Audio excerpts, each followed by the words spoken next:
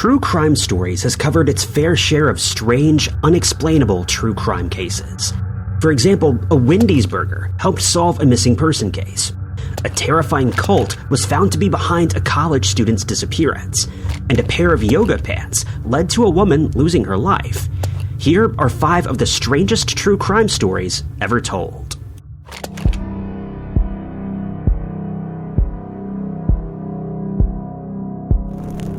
The peaceful rivers of North Carolina are not a place you would expect a terrifying true crime case to unfold. But for Irina Yarmolenko, that's exactly what happened. A young couple were out jet skiing on the Catawba River one afternoon when they got the shock of their lives. As they passed a small embankment, they noticed something odd lying on the riverbanks. At first, they probably thought it was just a bundled up pile of clothes, maybe some sort of animal taking a nap. But as they drew nearer, they realized this was no animal. This was a human body, and they just walked right into a crime scene.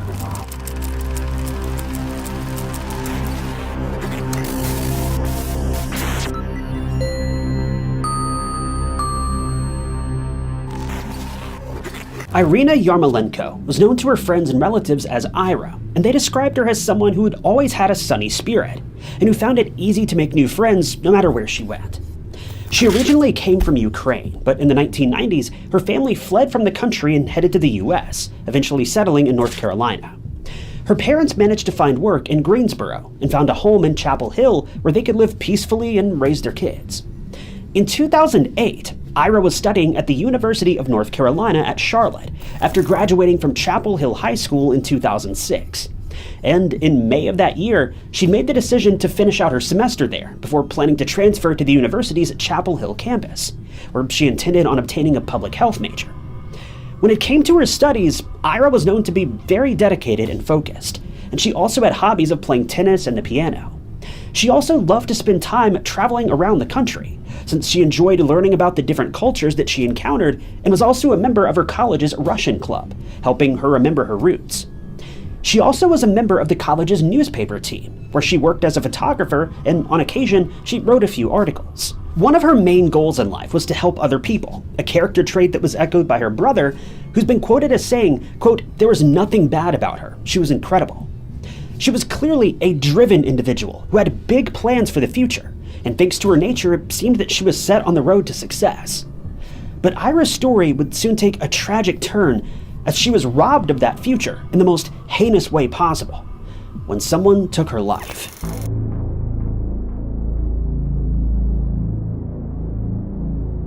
At just after 1 p.m. on Monday, the 5th of May, 2008, Dennis Loveless and his girlfriend Brenda Pierce got the shock of their lives when they were out jet skiing on the Catawba River in North Carolina. While out on their excursion, they noticed something odd lying on the riverbank, and they decided to investigate. But when they got closer, they were horrified to discover a woman's body lying by the side of the river. They knew they had to inform the authorities immediately, and so Brenda decided to ride her jet ski to a nearby bait shop, where she would call 911.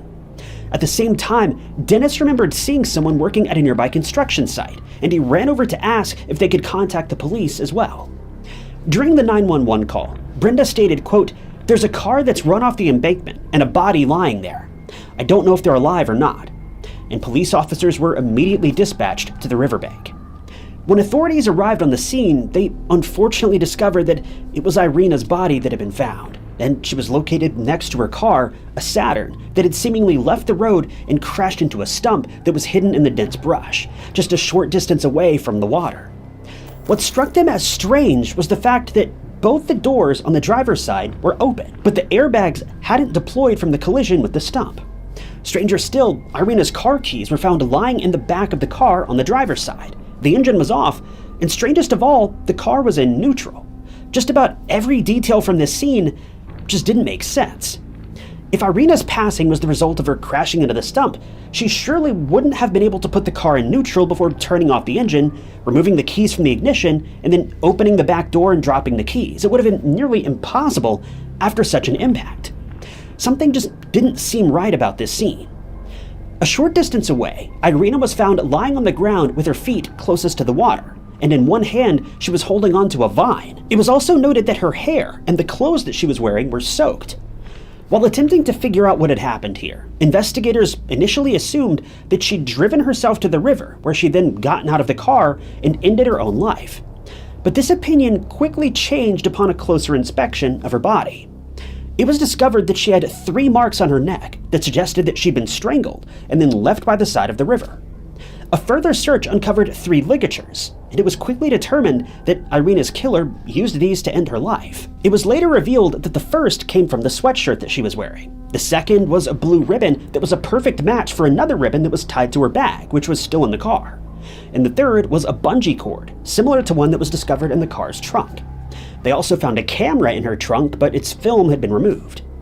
But the strangest detail of all was also found in the car's trunk: a half-eaten burger from Wendy's.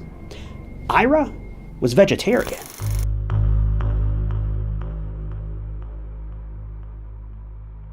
The first order of business was to interview everyone who was present in the area when Irina was discovered.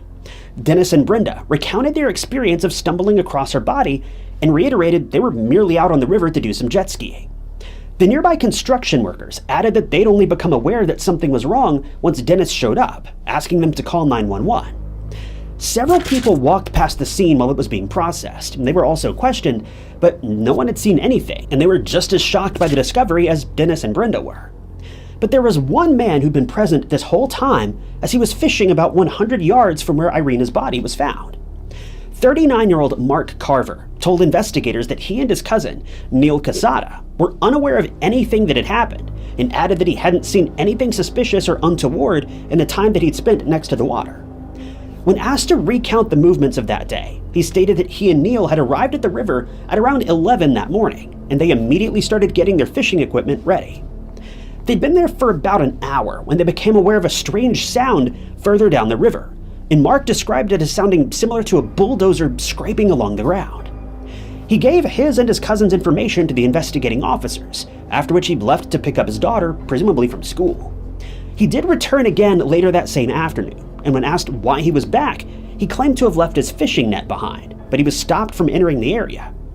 He returned the next day after the area was accessible again, but was still unable to locate his net. Ira's car was then towed away to a secure garage, where it was processed for fingerprints by the Gaston County Police Department. This was done on the 5th and the 7th of May. Strangely, there seemed to be no reason for Ira to be in that area, since it was around 20 miles from her residence, and the only plausible explanation was that she'd traveled to the river with someone she knew, or she'd been forced to drive there by someone who had nefarious intentions.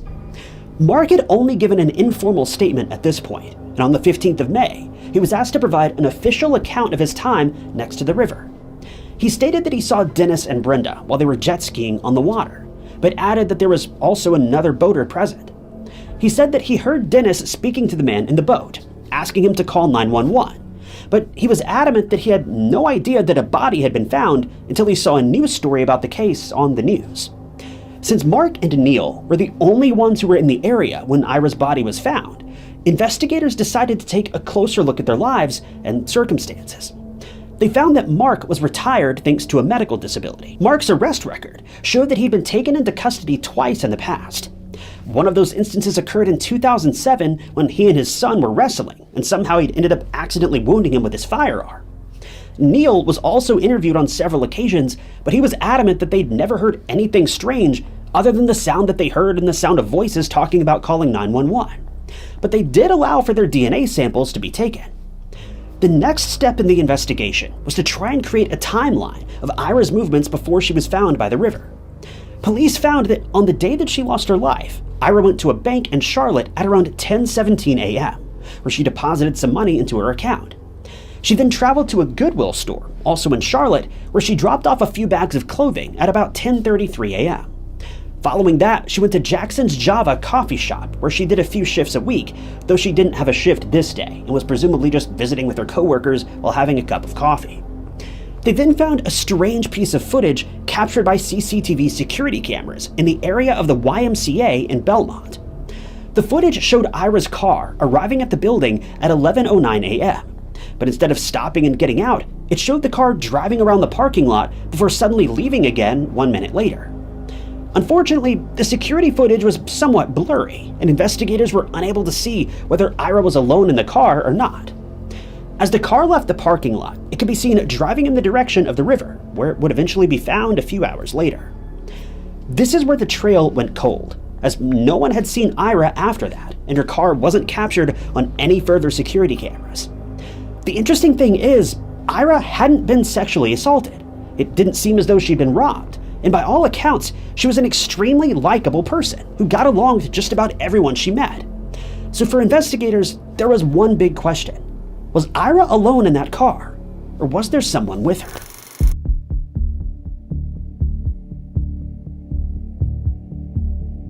There was some speculation between detectives that this was a crime of opportunity. But even if this was the case, what was the motive for ending Ira's life? When a crime like this is committed, it's usually out of jealousy, a robbery that's gone wrong, a planned hit, or because of a rivalry, among other reasons. But none of these seemed to fit with Ira's crime, since she had no enemies and hadn't gotten into any trouble before she lost her life. 2 months after Ira was found, her car was swabbed for DNA, along with the 3 ligatures that were determined to have been used to end her life.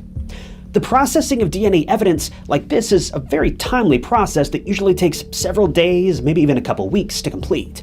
But it would be a few months after Ira's car was swabbed that the results finally came back, and they seemed to confirm the investigators' darkest suspicions.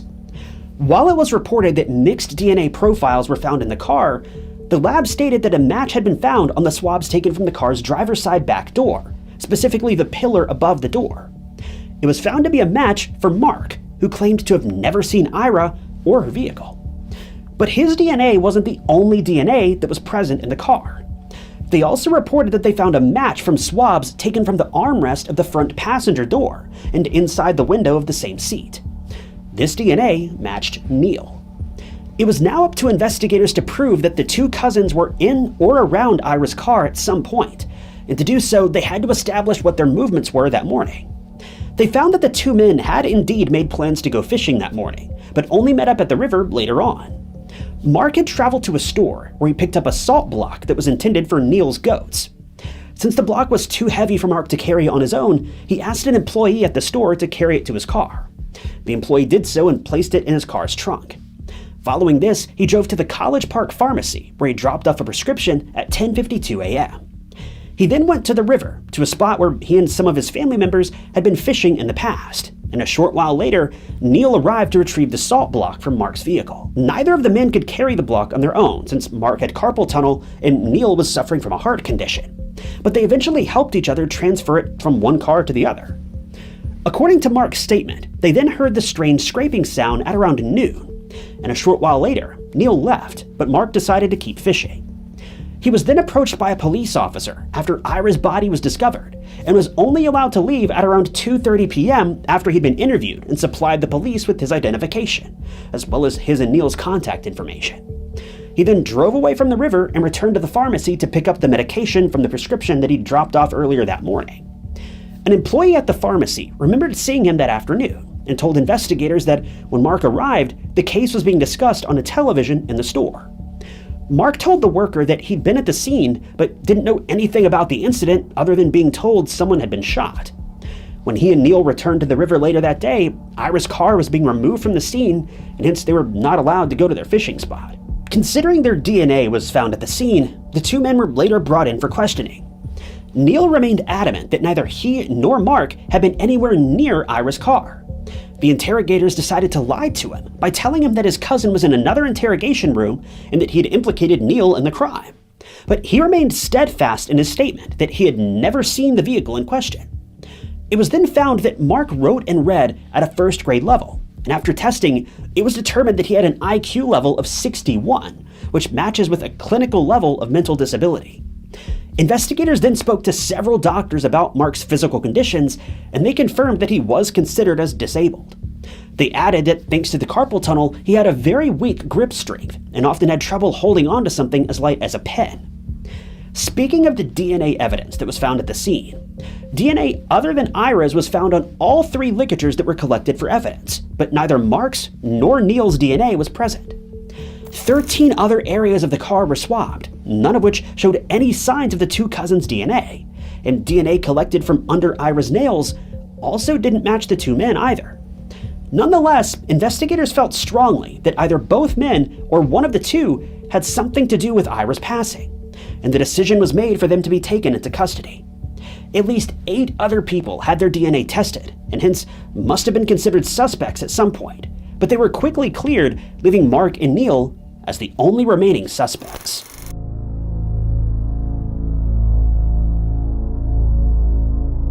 Both men were still adamant that they were innocent, but the trial dates were set, and it would be decided that they would be tried separately after being charged with first-degree homicide.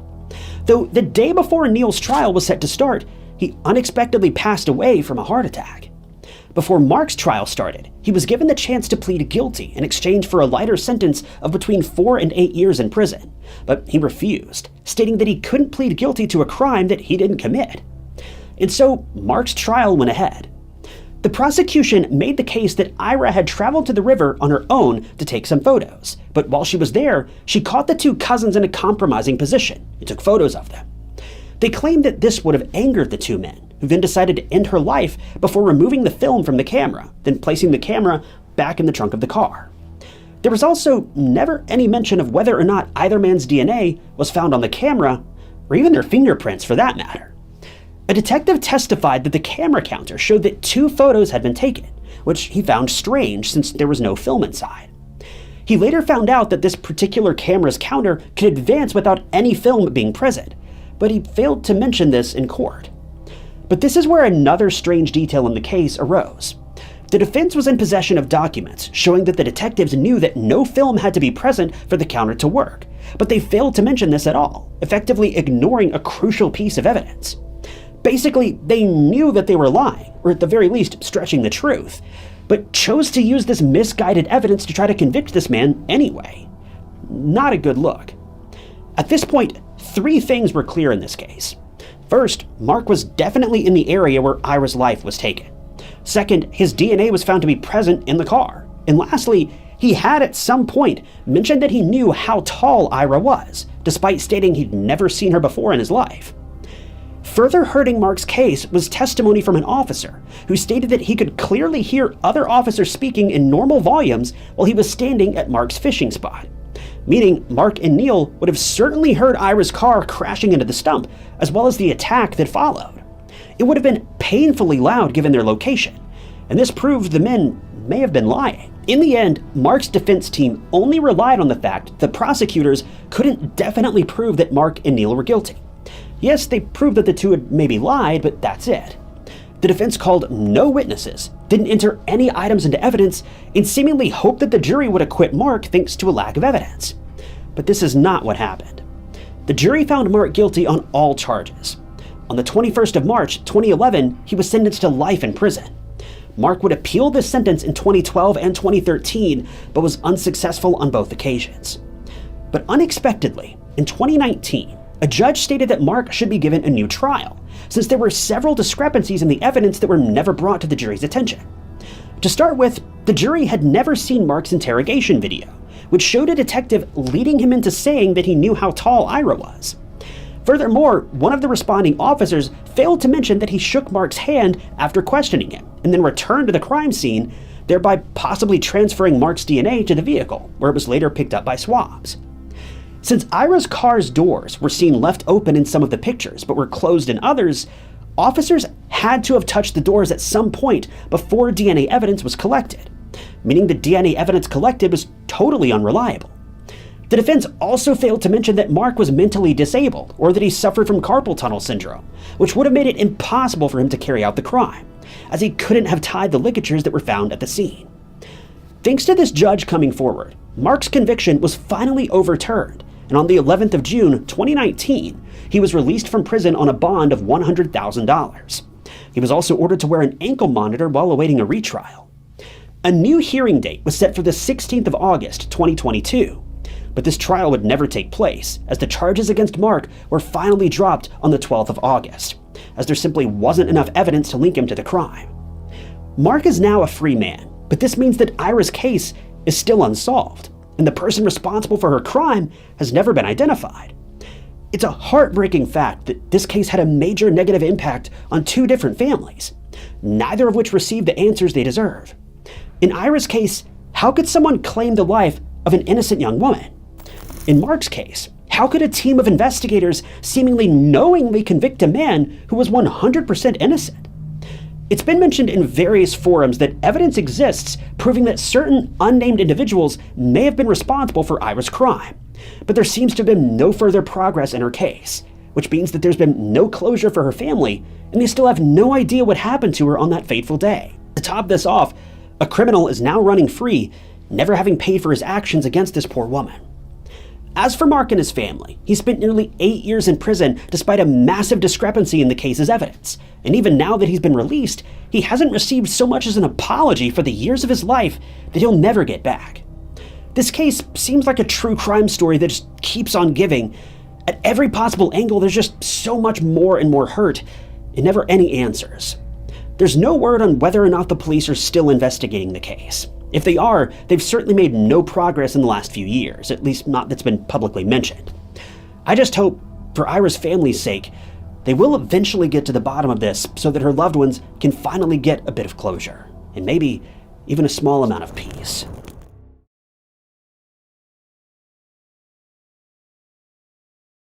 It was a quiet evening in Borrego Park. Blaze and his new friend Sam were meeting up to hang out before heading back to college after winter break. But the thing was, none of Sam's other friends really knew who this Sam guy was. Sam described Blaze as a friend, but Blaze had never mentioned his name before.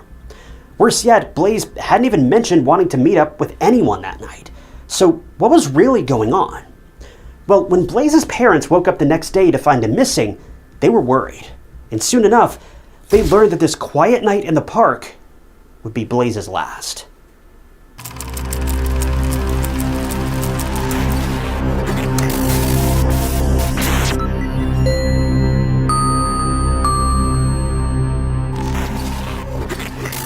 Welcome to True Crime Stories. If you're new here, I'm your host, Ty Knotts, and I post new true crime documentaries every single week. So if you love classic true crime without a bunch of AI junk, you've come to the right place. So be sure to hit that subscribe button to keep up to date with all my future videos. It's completely free.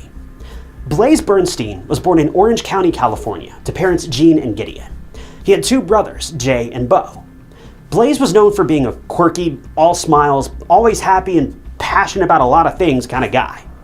More than anything, though, he loved music, writing, and cooking.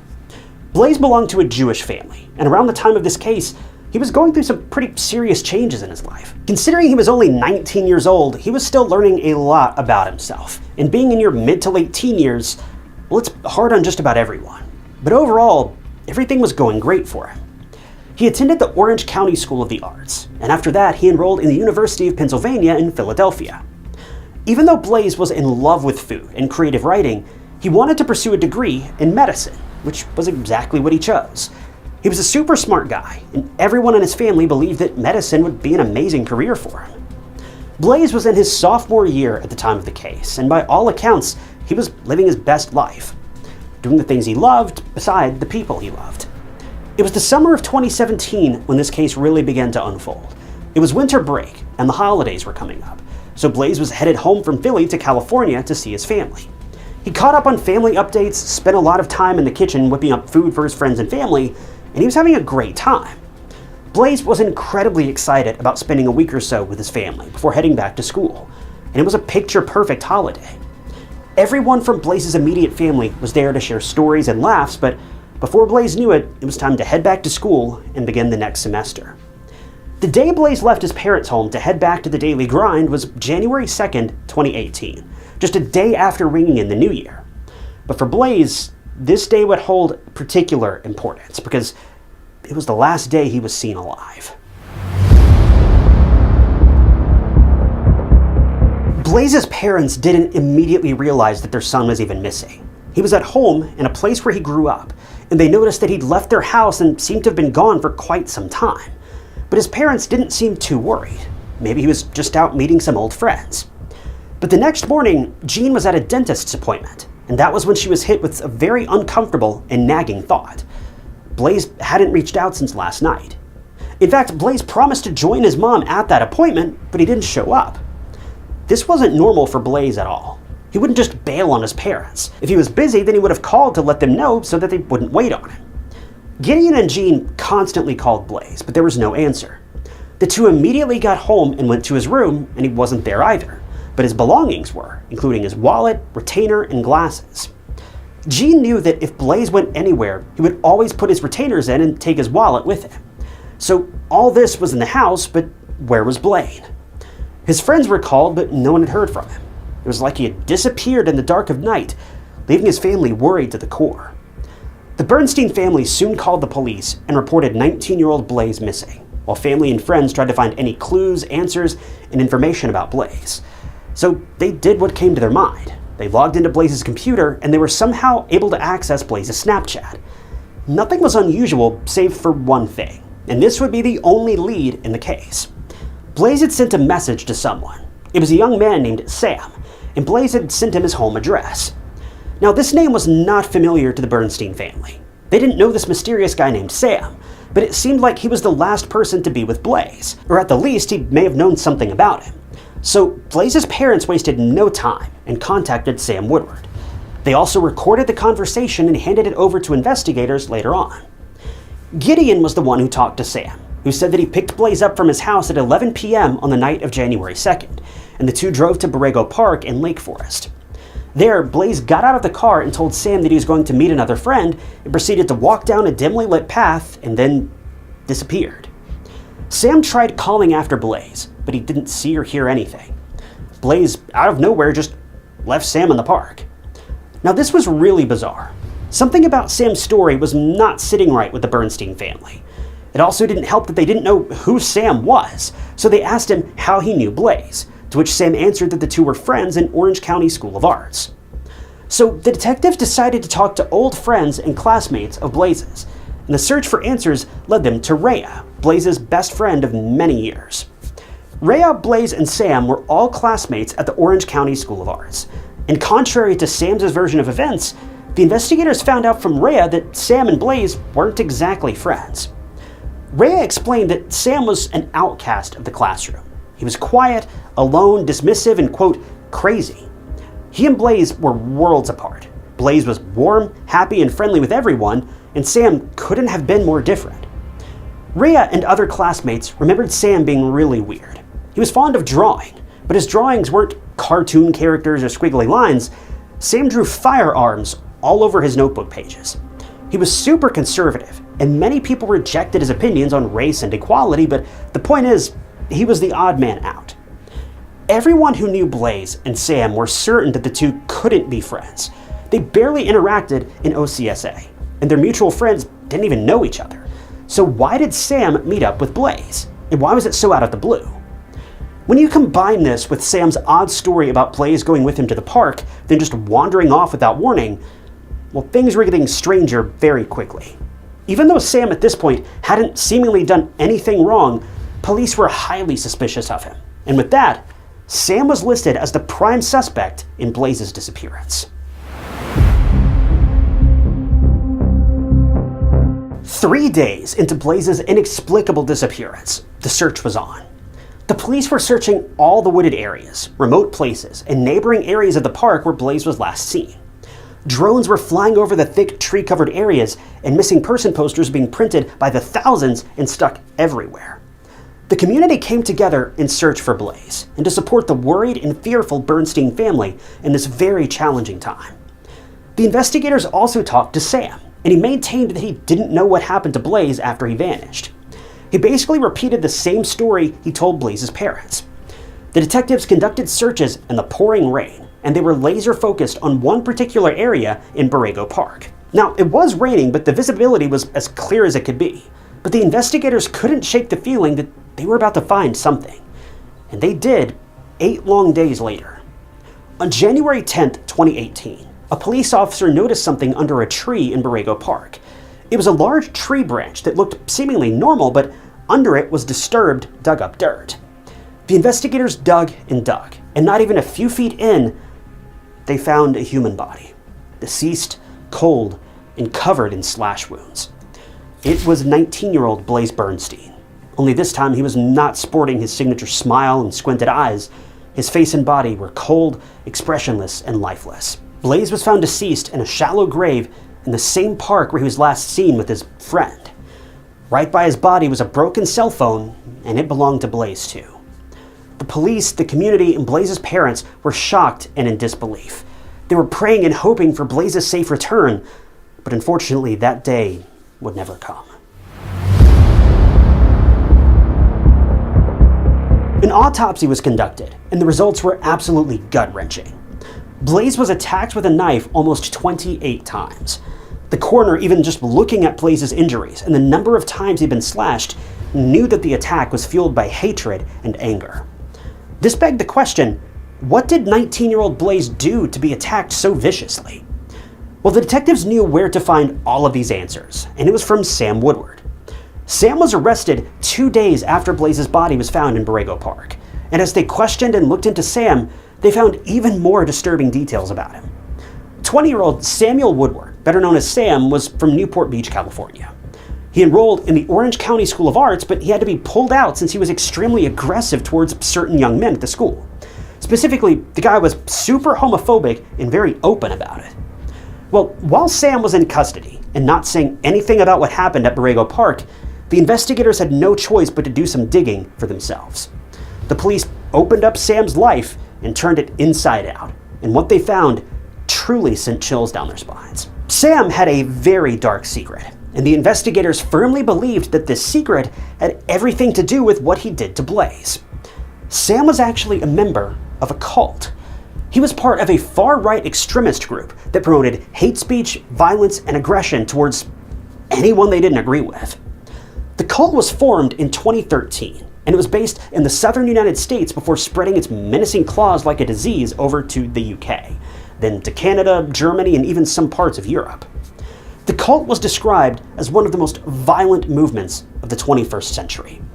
This group basically wants to take over the world, annihilate everyone and everything, and start something new. It's a new world order sort of thing, and they want everyone on the planet to believe in their twisted, hateful ways. Their main targets are Jewish people, as well as members of the LGBT community. The detectives found out that since Sam was an outcast, his only outlet of expression was the internet, and that was when he stumbled across the cult. And there he found like-minded people who were just as evil and cynical as he was. I know everyone has to find their people or their tribe or whatever, but Sam took this to another level. Sam attended these events called hate camps, in which members of the cult are essentially trained to become violent and aggressive, and are basically mentored by people to become peace disruptors. To the cult, whenever someone attacked or took the life of a person or a minority, different ethnicity, or even sexuality, it was a good day to be alive. And devastatingly, when Sam's fellow members found out that he took Blaze's life, they celebrated it like Christmas.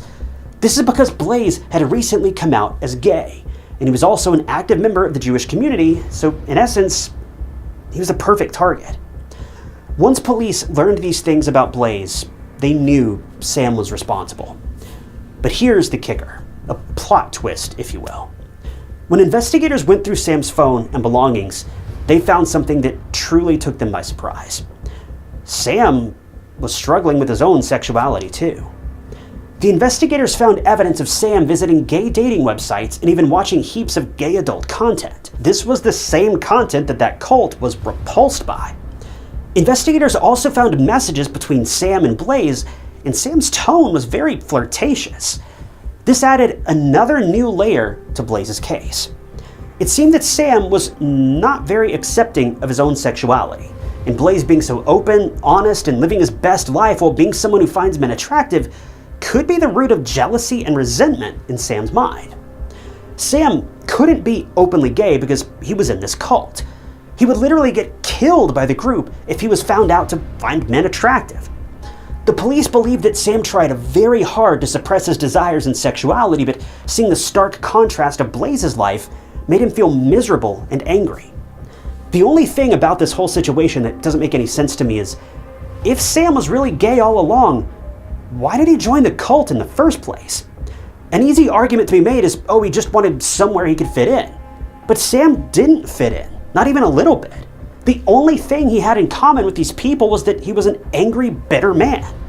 Now, I can imagine coming face to face with your own sexuality. It's terrifying. But nothing about this makes any sense. It seemed like Sam had dug his own grave by joining the cult and suppressing his sexuality, and all of that pent-up aggression, frustration, and rage finally came out, and Blaze was forced to pay for it. An innocent bystander who wouldn't hurt a fly. Sam was eventually charged with murder, use of a deadly weapon, and 2 charges of hate crimes. He pleaded not guilty to all of the charges, even though DNA evidence in Sam's car and home showed that he was the one who ended Blaze's life. Sam's car, as well as the knife used on Blaze, which was found in Sam's home, also had Blaze's DNA all over it. The main challenge for the prosecution was not to prove whether Sam murdered Blaze or not, he most definitely did. It was to prove whether it was a hate crime or not. The motive was pertinent in this trial. Sam's defense went for voluntary manslaughter charges, which, if all worked out, would see Sam eventually paroled. The prosecution, on the other hand, was adamant that the crime was cold, calculated, deliberate, and fueled by hatred, and they were looking at a life in prison sentence with no parole. Well, the road to justice was going to be long, because during all of this, COVID-19 happened, and the trial was postponed time and time again.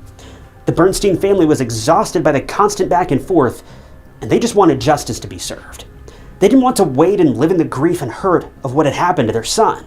They wanted the murderer to be punished and for this nightmare to end. But by the time Sam was taken to trial, it was April of 2024. The Bernstein family had to spend 6 long, grueling years to finally take their son's case to trial and punish the wrongdoer. Well, 6 years after the murder of Blaze, a lot of things have changed. And I'm not just talking about the new restrictions and the new normal. Sam looked completely different. His hair was super long and messy all the way down to his shoulders. His nails were overgrown and he was very quiet and reserved. Some people thought that Sam looked eerily similar to Charles Manson, who was also a narrow-minded murderer and an overall waste of space. But his reign of terror, that's for another day. But I will say this. Charles Manson was actually idolized by Sam's cult, and that alone says a lot. But soon, the trial started, and the prosecution presented all the evidence against Sam. His being in the cult, his closeted sexuality, his conflicting attraction to Blaze, and him being the last person to see Blaze alive. The prosecution's argument was based on the fact that Sam knew that he liked men too, but seeing how homosexuality was viewed and how the cult influenced him in all the wrong ways, left Sam feeling angry towards Blaze, who was not only Jewish but also openly gay. He couldn't bear to see Blaze living his life happily and not being judged by others, and this led Sam to end his life in cold blood. He had the murder weapon on him, and Sam planned everything beforehand when he lured Blaze in on the night of January 2nd. Now, the defense argued that Sam was just a misunderstood young man who had mental health issues and no real social skills. But things really took a turn when the defense brought up a pretty surprising argument. They claimed that what had happened to Blaze had brought on himself. Let me explain. Basically, the defense claimed that on the night of Blaze's murder, Sam was smoking illegal goods. Sam felt very out of it and everything was hazy, but he distinctly remembered Blaze pulling out his phone and recording Sam and trying to cop a feel. Sam was flustered and disgusted at Blaze's actions. See, Sam was raised as a conservative Catholic, so while he knew that he was attracted to men, he didn't want anyone else to find out. And Blaze recording this whole thing, well, that simply couldn't happen. I guess being in a violent, people-hating, and murderous cult was acceptable for Sam, but coming to terms with his sexuality wasn't. Common sense has left the chat, but back at the car, Sam explained that Blaze apparently threatened to expose Sam and his sexuality with a compromising picture, or video, whatever it was. And that was when Sam was trapped in a corner. He saw no way out, and he pulled out a retractable pocket knife, which he always kept on him since he was a Boy Scout. And he didn't stop attacking Blaze until Blaze stopped struggling. It was such an appalling moment for Blaze's family. To hear that their son was now getting blamed for what happened to him, and that somehow he was at fault, it left everyone's jaws on the floor. To be fair, no compromising photo of Sam was ever found on Blaze's phone, so we can safely say that Sam was likely making all of this up. He was lying to save his own skin. He would do anything but admit that he liked men and had conflicting feelings about who he was attracted to. But by July of 2024, everyone was waiting for the verdict. Was Sam guilty of a vicious hate crime, or was he going to get away with a manslaughter charge? Well, after the jury deliberated, the verdict was out.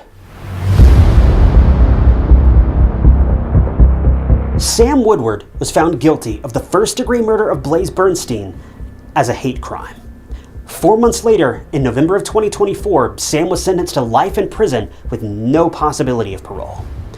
The trial of Sam Woodward was not just a murder trial. It was the beginning of a new revolution against hate crimes for victims in the same shoes as Blaze.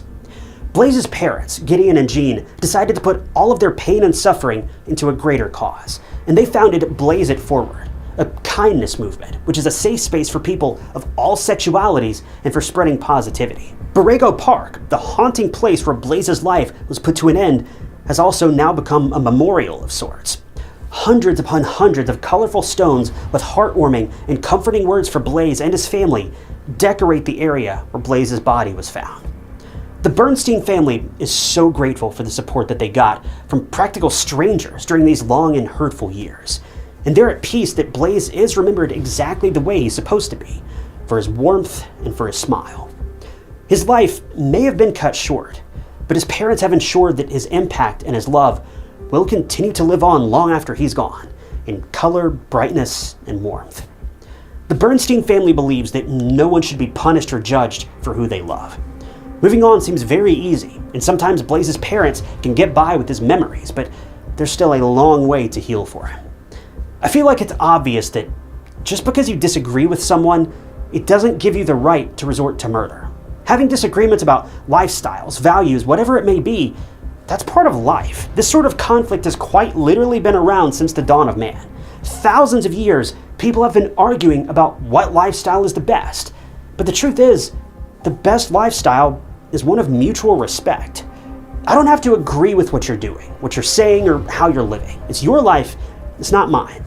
Now, I should have every right to make my opinions known, and you yours. But neither opinion has the weight or the right to overrule how someone else wants to live their life. We're all put here to live our lives and make choices. And whether someone else's choices are right or good, that's not up to us. All we can do is focus on our own thoughts, our own actions, and where we want to be at the end of it all.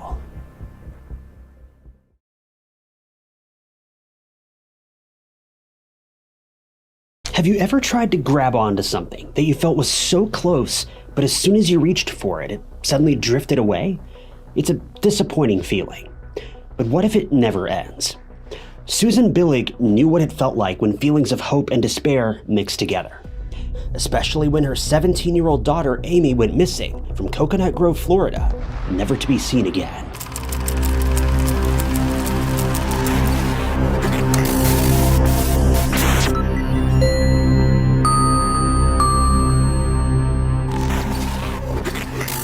Amy Billig was born on January 9, 1957, in Oyster Bay, New York City, to parents Ned Solomon and Susan Billig, after multiple failed pregnancies.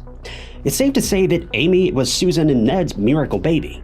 But just a year after Amy was born, the family welcomed a baby boy, Joshua, on February 14, 1958. When Amy was 11 and Josh was 10, the Billig family moved from New York to southern Florida due to the increasing crime rate in the city.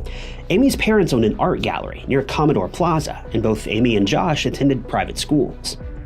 Amy was the human form of 1970s culture. She was easy to get along with because she was so gentle and caring. She loved to sing and played instruments like the flute and guitar. She was religious and belonged to the Jewish faith. She also loved reading and writing and kept a diary in which she wrote a ton of poetry. Amy also loved animals and was a vegetarian by choice. Given her gifted creativity, Amy had aspirations of becoming an actress. Amy, being born in the 70s, was the epitome of a flower child. She had a free spirit and would frequently hike to places and make friends with pretty much anyone. On March 31st, 1974, Amy was awaiting her graduation from Adelphi Academy of Coral Gables and wanted to follow her dreams of becoming an actress. But a few weeks before she could celebrate her graduation, Amy was nowhere to be seen, and her disappearance would shake the entire community of Coconut Grove. On March 5th, 1974, Amy returned home from school after a normal Tuesday and wanted to meet some friends later on that day. When she returned home, she called her father at his art gallery from their home landline to ask if she could borrow some money from him for lunch with her friends at Peacock Park. Her father, Ned, agreed, and Amy changed into a denim skirt and cork platform sandals. She grabbed her camera, which she always took with her wherever she went, and proceeded to hitchhike to her father's gallery, which was less than a mile away. Now, hitchhiking wasn't uncommon at the time that this case took place. It was the 1970s. People used to hitchhike all the time. It was relatively safe. Remember, people seldom even locked their doors at night, and security cameras were a rarity. My parents were actually growing up during this time period, and my mom once told me the story about her and her family going on vacation for a week, then coming back home to find their front door unlocked and wide open. No one had broken in. The family had just forgotten to shut the door before leaving. Not a single item in that house was touched, even after being left wide open for a full week. That's the type of atmosphere we're talking about here, and it can be easy to forget those days when we think of them in the context of how bad things have gotten in the present day. But this perception of safety soon changed for the Billig family, because Amy had now disappeared. She never reached her father's gallery to get the money that she wanted. 17-year-old Amy Billig essentially disappeared from Coconut Grove and was never seen again. Around the evening of that same day, Susan and Josh began to worry because Amy hadn't returned home. This behavior was not normal for Amy at all. Their fears doubled when Ned returned home and confirmed that Amy never came to the gallery. Susan also called Amy's friends and was horrified to learn that Amy never made it to lunch with her friends either. This caused panic within the Billig family, and the police were immediately called. The police tried to reassure Susan that Amy would return, and Detective Michael Gonzalez said, quote, "Don't panic, call back if Amy isn't home by morning." While waiting on pens and needles, March 6th rolled around. At 6 a.m., a frantic Susan called the police, and finally, an official search for Amy began. While investigating and asking people around the area where Amy could have been, the police found a lead. Some construction workers had seen Amy get into a white van in the early afternoon in Coconut Grove, close to her home. The community was tight-knit, and everyone immediately was concerned for Amy and her safety, as she didn't return home even after multiple days had passed. On March 18th, 13 days after Amy was last seen, a camera tossed on the grass beside the Wildwood exit on Florida's Turnpike was recovered by a hitchhiking college student. This area was about 250 miles northwest of Miami. When the camera was taken in as evidence and shown to the Billig family, they confirmed that it was indeed Amy's camera. The police wanted to take a look at the photos, so they were sent for development. But most of the photos led to nothing, as they were extremely overexposed and nothing could be made out.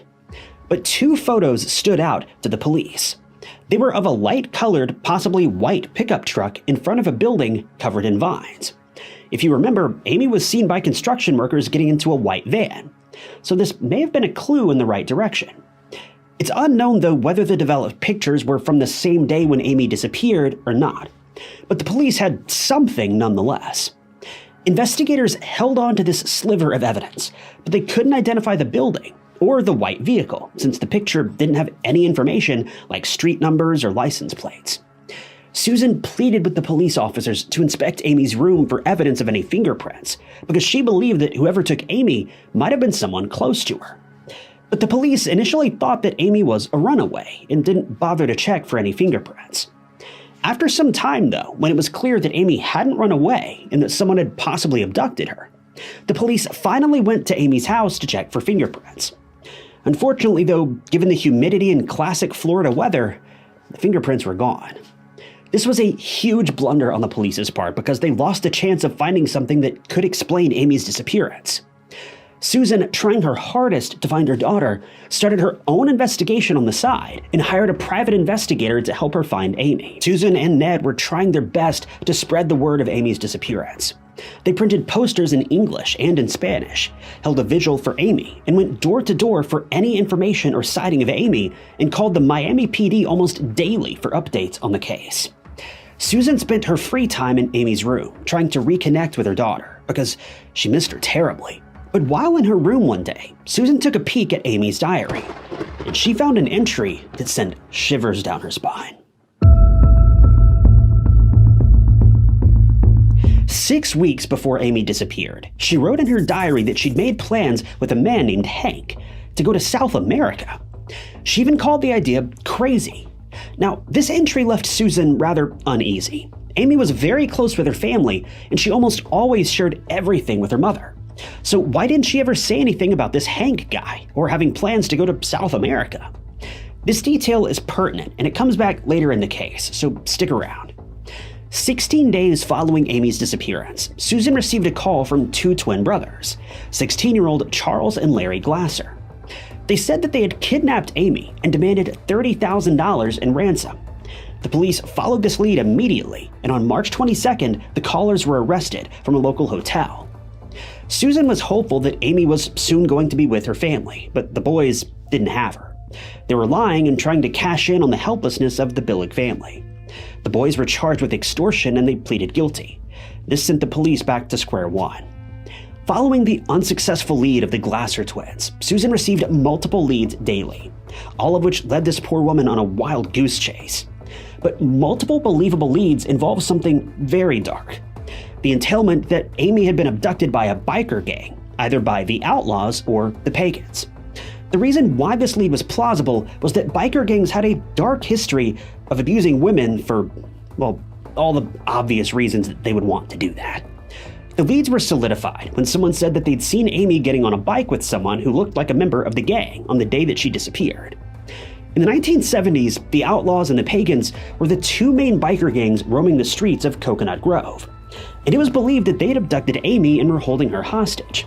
Susan had no choice but to follow these leads, and they led her to a local convenience store in the Orlando area. The store manager looked at Amy's photo and immediately recalled a very specific incident. She claimed to have seen a girl resembling Amy with two men who looked like bikers, coming to the store and buying vegetable soup. Now, this specific detail caused Susan's ears to perk up because Amy, as mentioned, was a vegetarian. The store manager also said that the girl hardly spoke and was referred to by the bikers as Mute, or Little Bit, and Mellow Cheryl. This encounter solidified the biker gang theory, and before you know it, Susan, with no fear for her life, tried to talk to members of the biker gang to get any information of her missing daughter. In January of 1976, Susan was approached by an ex-member of a biker gang, Paul, and they agreed to go to his house in order to give Susan information on Amy. Paul told Susan that he had owned Amy while she was in the gang. He also said that the girl was submissive, quiet, and almost mute, which, if you remember, is the same thing that the convenience store manager in Orlando said too. He told Susan that Amy was still alive, but being held hostage by the gang. Understandably, Susan was apprehensive to believe Paul at first. For confirmation, she asked for Amy's physical description, or any unique characteristic. And what Paul said was truly shocking. He confirmed that Amy had a scar on her abdomen, a detail that only Susan knew and something that was not public information. This stunned Susan, and she eventually believed Paul's claims. Not long after, Paul contacted Susan again with highly encouraging news. He said that Amy was in a bar in Tulsa, a very dangerous bar that bikers frequented. But Susan was ready to risk everything if it meant that she would have her daughter safe with her. Susan met up with Paul at the bar, but as soon as Paul left to talk to someone, a huge brawl broke out. Susan was utterly terrified, and before she could even comprehend what was happening, she was escorted back by another biker member to a taxi, apparently waiting to take her back to her hotel, leading to another dead end. Paul, though, contacted Susan's attorney not long after, and again he said that Amy was now in Seattle, and even though Susan had recently suffered from a heart attack, she packed up and went to Seattle. But it was unfruitful, and even though people did remember seeing a submissive, mute girl, there was no sign of Amy. Now, we don't know whether all of this was done to mess with Susan or if Amy really was kidnapped by a biker gang, and Paul was trying his best to reunite a mother with his daughter with the information he had. But in late 1992, Susan was contacted by a local private investigator, Virginia Schneider, who was working with another private investigator in England on an unrelated case. Turns out the PI was approached in a post office in Falmouth, England, by a man who looked like a biker, with all the tattoos and rugged appearance, and asked the PI if he wanted a girl. When asked about what kind of girl the biker was talking about, he said that it was a mute American girl from Oyster Bay. Now, if you remember, Amy was originally born in Oyster Bay, and strangely, everyone who seemed to have seen Amy or a girl resembling her defined her in the exact same way. A year later after this incident, though, this lead almost hit a brick wall because the PI in England passed away. And after this, there was no more information on Amy or her whereabouts.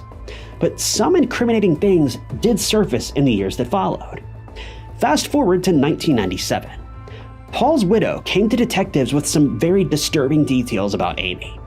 It was a confession from Paul before he passed away. He said that the biker gang was responsible for Amy's disappearance, but added that they'd now also taken her life. Paul went on to confess that Amy was taken to a party of the pagans in the Everglades, where she was taken advantage of by a large group of bikers, with this being spurred because Amy allegedly insulted them. The intent wasn't to end Amy's life, rather it was supposedly to teach her a lesson. But when Amy fought back, the bikers drugged her into submission and accidentally overdosed her. The members of the gang then proceeded to dispose of Amy's body in a nearby swamp, which was believed to have been infested with alligators, which is why she was never found. Now, this could have been a hoax, and maybe Paul's widow was saying all of this for media attention. But we can only imagine what went through Susan's mind when she heard about all this. She was trying so hard to not let go of the hope that Amy was alive, but it was getting harder and harder. It's just so heartbreaking to see Susan go through these bouts of hope and then despair, and to see her grieving while never losing hope that Amy was still out there and alive. It's truly unbelievable. But there was one more distressing thing that had happened behind the scenes, and it turned this rather confusing case right on its head. So, a few months after Amy's disappearance, Susan, who was busy trying to find her daughter somewhere in the dark hole that was this biker gang, started receiving very bizarre phone calls from someone who was later found to be a man. Sometimes no one spoke on the other end of the line, and other times there would just be heavy breathing. Unfortunately, the police could never trace the calls, as most of them were made from a local payphone. Since there was no security cameras either, it was really hard to determine who this mysterious caller was. Even after narrowing the payphone location down, the police held stakeouts in hopes to catch the treacherous caller. But still, it seemed as though this caller had found out information about this, because he never showed up to the same payphone again and resumed calling Susan from another payphone. The caller contacted and tormented Susan for almost 21 years, with a varying pattern.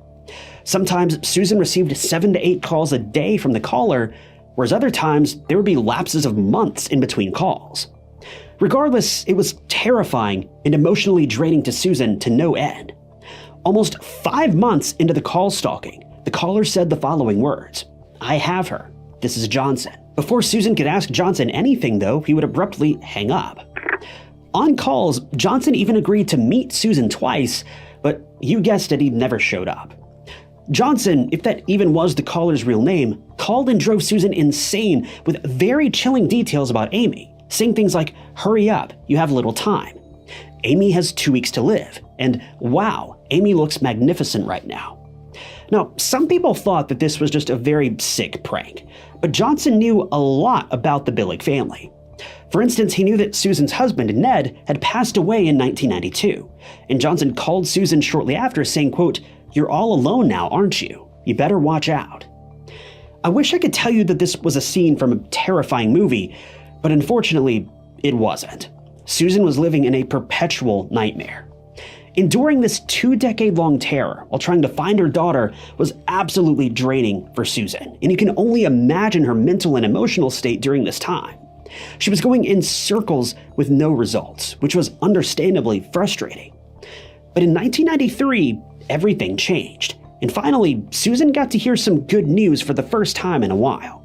See, in 1993, Johnson started to use a cell phone to contact Susan, which finally led to the call getting traced by the FBI. On November 17, 1995, a 48-year-old man named Henry Johnson Blair was arrested. He was the man who'd haunted Susan with his cryptic phone calls for 21 years. Henry Johnson Blair was born in 1947 and was a married father of 2 daughters who suffered from OCD and alcohol abuse. He worked for the United States Customs Service for 24 years. So, was Amy with Henry? Did Susan finally get her daughter back after 21 long years? Well, unfortunately, the answer to both of these questions was no. Henry claimed that he didn't even know who Amy was and said that he got sexual pleasure from making hoax calls and that he was only messing with Susan. He also claimed to call and torment other families whose loved ones had gone missing. He essentially blamed everything on his OCD and alcohol abuse. Now, all of this seemed highly convincing, First of all, suffering from OCD and alcohol abuse is bad enough, but that's no excuse to torment a helpless woman, especially with disgusting remarks about her missing daughter. And that too for 21 years. Even a sick prank should never go that far. So something definitely seemed fishy about Henry's statement. And to everyone's surprise, soon more things surfaced. Remember Amy's diary entry? Well, it turns out that Henry's nickname was coincidentally Hank. To add to the pile of eerie coincidences, Henry, aka Hank, was relocated to none other than South America for his job, and it was strangely right around the time when Amy wrote about going there in her diary. Now, I don't know about you, but it couldn't be a coincidence that Amy had plans to go to South America with a man named Hank out of all the places in the world. And if that wasn't weird enough, the white pickup truck from the developed photos in Amy's camera looked like the same vehicle and model that Henry drove at that time. All of those revelations pin Henry as the main suspect. So was it possible that Amy actually did know Henry? Did Amy unknowingly leave a clue behind that could possibly lead to answers about what might have happened to her? Well, to everyone's surprise, Henry was never linked to Amy's disappearance, even though there was so much evidence to claim otherwise. In the end, Henry was charged with 2 counts of aggravated stalking and was given just 2 years in prison.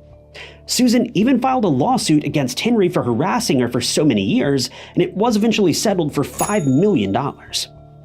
Even though we don't know the possible motive Henry might have had, it's still strange to see so many eerie details coincide.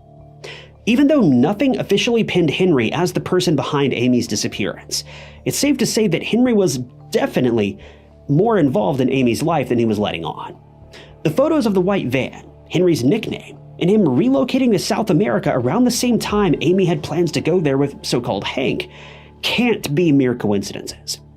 It could be possible that they'd met before and sparked a friendship of sorts. Maybe that friendship morphed into obsession, especially on Henry's part. This could explain why he terrorized Susan for so many years after Amy's disappearance. While the biker gang theory was based on hearsay with no solid leads, Amy's diary entry and the revelations involving Henry that came to light were anything but ordinary. But Henry never did come forward with any explanation for the photos of the white truck or van, or Amy's diary entry, and eventually he passed away in 2006 at the age of 59 in Florida. Susan never received any calls from Amy, and there was only inconclusive leads. So is Amy really out there, still in the clutches of a biker gang? Did Amy meet her tragic end in the Everglades? Or did Henry, aka Hank, get away with what's essentially a slap on the wrist for Amy's disappearance and apparent demise and take his secrets to the grave with him? There are just too many questions, and unfortunately not a single answer. But my money is strongly on Henry. That diary entry, it can't be overlooked, and this just seems too obvious to me, even though the case is technically unsolved. Susan, for more than 3 decades, tried to finally find any clue that could lead her to Amy, and she always tried her hardest to push the investigation forward.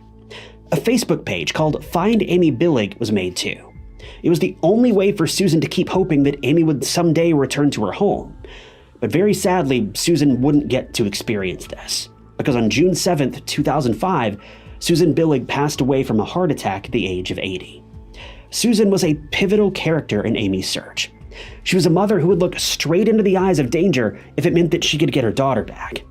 And unfortunately, she never found peace or closure until her very last breath. As for Amy's brother, Josh, who's a stonemason, he still spreads the word about Amy on the dedicated Facebook page in hopes that he can get closure about his sister and finally learn whether she's still out there or not, because that's what Amy's parents, especially Susan, wanted the most, to never give up searching for Amy. The Billig family was always so close to finding clues about Amy, but they would get thrown back to square one over and over.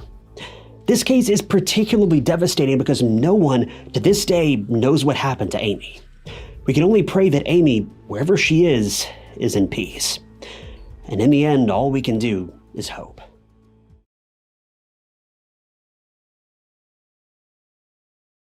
Deception coming from a stranger hurts a lot, but what if it comes from someone you least expect? When Teresa Stone discovered her husband, Randy Stone's motionless body in their office on Nolan Road in Independence, Missouri, everyone's hearts went out to the grieving widow. It was clear that foul play had been involved, but was it an insurance deal gone wrong? Was it a jealous competitor? Was Randy at the wrong place at the wrong time? What seems cut and dry on the surface can be murky and deceitful underneath. This case, dubbed as the worst kept secret in New Hope Baptist Church history, is an ugly kaleidoscope of lies and secrets so unholy that even the walls of a confessional booth couldn't handle them.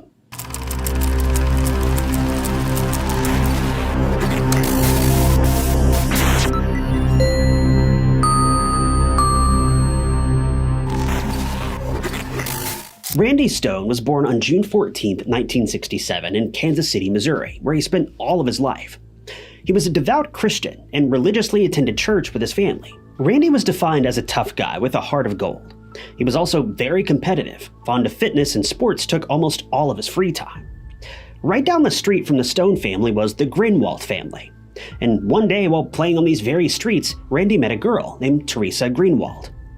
Teresa was also born in Kansas on December 6, 1971, making Randy about 4 years older. Teresa and Randy quickly became high school sweethearts, though Teresa wanted to take the relationship to the next level, but Randy had other plans, as he was enlisted in the Marines and left for 4 years, serving during Desert Storm and then moving on to the Army Reserves. After he came back to Kansas, Randy and Teresa reconnected, and shortly after, they started officially dating. Teresa was enamored by Randy. He loved her outgoing personality and quirky sense of humor. Teresa was no stranger to the Stone family either, because they practically lived within walking distance and she was considered family. They all loved that Randy and Teresa were in a happy relationship. In 1990, less than 1 year after dating, Randy and Teresa got married and settled down in Kansas permanently. In 1991, they welcomed a son, Michael, and then a daughter, Miranda, 2 years later. Not long after, Randy opened his branch of the Farmers Insurance Agency on Nolan Road in Independence, Missouri. His competitiveness really accelerated the business, and it was one of the most successful agencies in the region. Teresa also helped out Randy at the insurance office, first as a customer service representative, and then later as a licensed agent. Even with all the meetings, the trips, and managing a thriving business, Randy and Teresa's relationship was still the same. They were affectionate towards each other, weren't afraid of showing their love, and Randy even wrote poetry for his wife. Randy was a truly family man, and his priority was always his wife and kids. If you thought that work took up most of the Stones family's lives, you would have been mistaken, because the second place people would find them was at their community church, New Hope Baptist. Randy, being great with numbers and an overall helpful person, was the church's minister of records, part of the finance committee, and even drove the Sunday bus. Teresa, on the other hand, helped out in the kitchen, sang in the choir, and organized various events. So, from the looks of it, Randy and Teresa had a very fulfilling life. The couple were madly in love with each other. They had the perfect family dynamic, they ran a successful business together, and they had a loving church community. But misery had soon found its way into the Stone family, and in 2010, things came crashing down, and everything changed for the worse.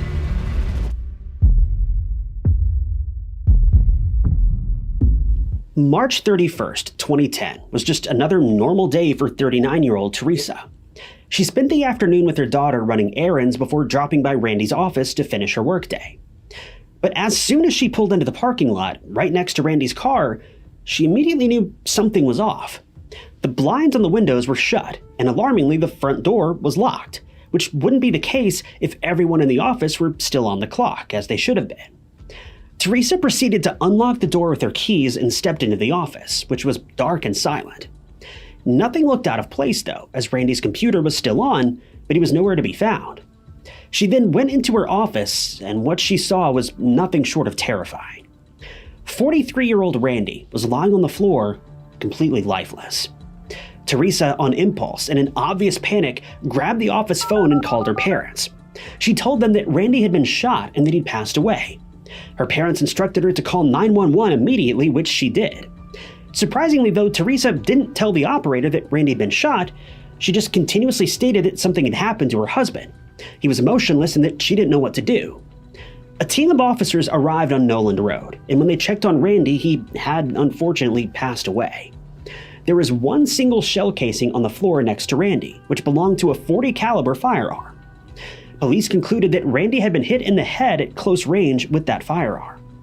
Officers initially thought that Randy passed away in a robbery gone wrong, but that theory was soon ruled out when they saw money, $150 to be exact, lying undisturbed on the office table.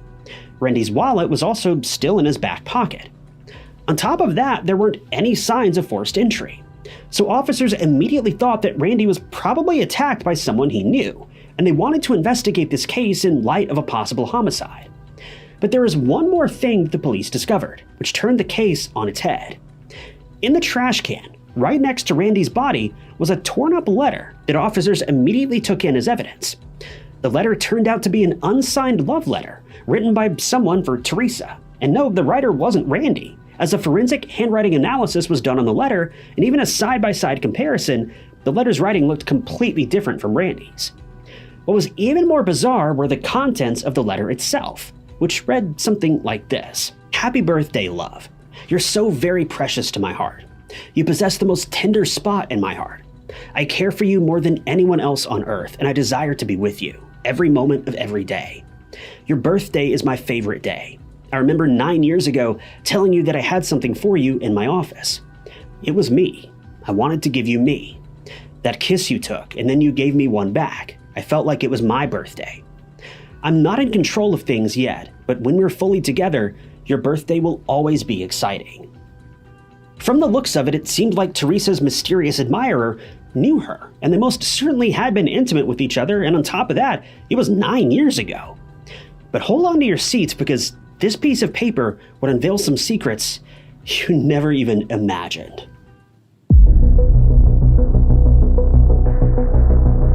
The news of Randy's tragic passing quickly spread throughout the city. His family was struck with unimaginable grief and shock.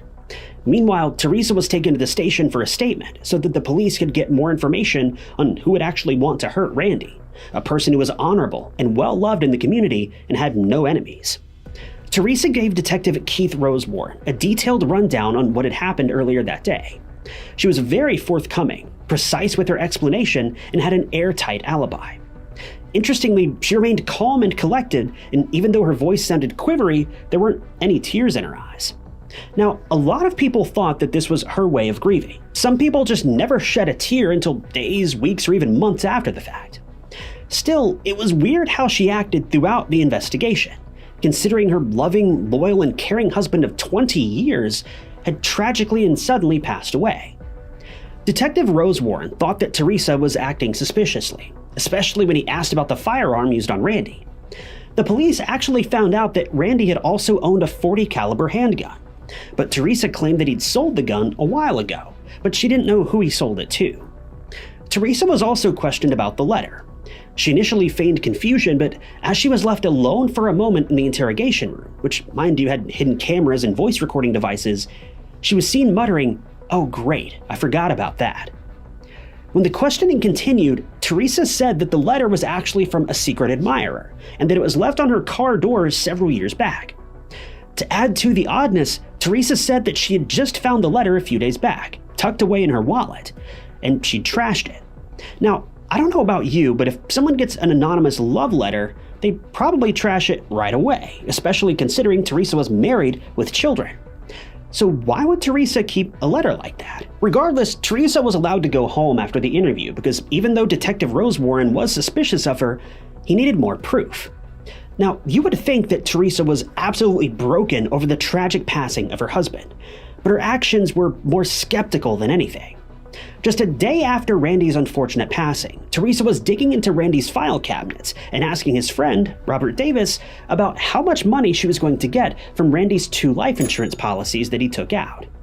To say that Robert was taken aback by Teresa's lack of emotion and apparent hunger for money was an understatement. Fast forward to April 6th of 2010, just a short while later, and Randy's funeral was held in the New Hope Baptist Church. The church was overflowing with people since Randy was a very respectable man in the community, and they were there to pay their respects and support Randy's family during this painful time. Randy's eulogy was delivered by the pastor, David Love, who had known him for years and was also one of his best friends at church. So overall, it was a very sad day. The police, though, were also at the funeral in hopes of finding a lead on Randy's case. They questioned a lot of people, and on April 20th, Teresa was called in again for questioning. And this time, detectives charged straight ahead and pressed that Randy's passing was premeditated. Detective Rose Warren even asked about the call Teresa made to her parents and 911, and the difference in her statements at that time, which was extremely strange. Here's the thing, no one could have known that Randy was shot, especially at first glance, but Teresa knew, which was highly suspicious. After all, Teresa claims to have just walked into the office and spotted Randy lying on the ground. So if she didn't get a close examination of his body and didn't remove any of his clothing to check for what sort of wound he had, then how could she have known how he had lost his life? Finally, Teresa caved under the intense pressure and confessed that she knew Randy was shot because she got a suspicious text from someone. When asked about the sender of the text, Teresa gave the most unexpected answer. It was from Pastor David Love. But Teresa wasn't done talking. She also admitted to something else, and it was far more dreadful. Turns out, Teresa had been involved in a 10-year-long affair with Pastor David Love. The jig was up. Teresa, the seemingly perfect and affectionate wife to Randy, was cheating on her husband for over a decade. Their whole marriage had been one big lie. And if that wasn't disgusting enough, she was getting cozy with the man who was Randy's best friend, the man who gave a eulogy at Randy's funeral, and the man who gave the couple spiritual advice every Sunday. It's so hard to wrap your head around this, but things just get uglier from this point on. So David Love was born in the Midwest in 1960, and his parents were missionaries. Basically, his whole family was dedicated to the church and its cause from the very beginning. Years ago, David had attended a Baptist college in the South, where he met Kim Turner, and the couple got married on June 26, 1982, and they started a family. David went on to become a youth minister and a pastor at a couple of churches before joining the New Hope Baptist Church in 1999. David instantly became well known in the New Hope Baptist Church because he was young, attractive, and extremely charismatic. His preaching style was also mesmerizing. It was something that Randy was also extremely fond of. Randy admired David and looked up to him for guidance. David was also very friendly with women, and this was something that Kim, his wife, was used to and tolerated well. But Kim and other members of the church soon noticed that another woman and David were getting a little too close, and that woman was Randy's wife, Teresa Stone. It started with slight physical touches, and church members chalked this behavior up to a very close faith-based relationship between a pastor and a member of the church. But things soon caught fire, and Teresa was seen going in and out of David's office alone for a few days each week for counseling sessions. Granted, David did have these sessions with other members of the church, and even Randy was counseled by David once a week. But Teresa's so-called sessions became more frequent, almost a couple times a day, and within a year, Teresa and David were stepping out on each other's spouses. It's speculated, according to that recovered love letter, that David initiated the affair, but Teresa did ultimately reciprocate. They communicated via burner phones so that their respective spouses wouldn't know. The affair was very emotionally charged and intimate, with pictures and emails being sent for 10 years. It wasn't just a fling or a rush of excitement either. Teresa and David were very much in love, and as the years went by, they even wanted to get married. They were pretty much planning their wedding on texts and emails, and David had even bought Teresa an engagement ring. This was not your ordinary affair.